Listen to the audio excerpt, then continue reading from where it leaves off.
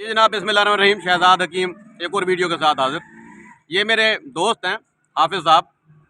ये 5 साल पहले मेरी इनसे दोस्ती हुई थी, ताल्लुक़ बना था। और सच सच बताता हूँ, ये किसी लड़की से मोहब्बत करते थे। इन्होंने पूछा था भाई वो लड़की नहीं फंसती मेरे साथ। मैंने कहा भाई एक ही तरीका है उसके फंसाने का, पैसे पैदा करो, पैसे पैदा करो। इसने फिर तीसरी बार पूछा, मैंने कहा जी पैसे पैदा करो। सिर्फ एक ही तरीका है लड़की फंसाने का, रिश्ता लेने का, शादी करने का, इश्क पालने का। तो इसके दिमाग में वो बात मैंने डाल दी पैसे पैदा करने वाली। आज इस बंदे के पास 10 पेट्रोल पंप हैं। क्यों जी, इवें गाल है। बिल्कुल हाफिज साहब जिंदाबाद जिंदाबाद। तो भाई लड़की ऐसे नहीं फंसती होती, पैसों से फंसती है। पैसे पैसे पैदा करें। कोई सच्ची मोहब्बत इश्क मुश्क सब बकवास है, झूठ है, सारी फ्रॉड है। ये मुझे सच्ची मोहब्बत होगी, ये मुझे नींद नहीं आती, मैं खाना नहीं खा सकती, मैं तुझे ना देखूं, तो ये बकवास है, सारी झूठ है।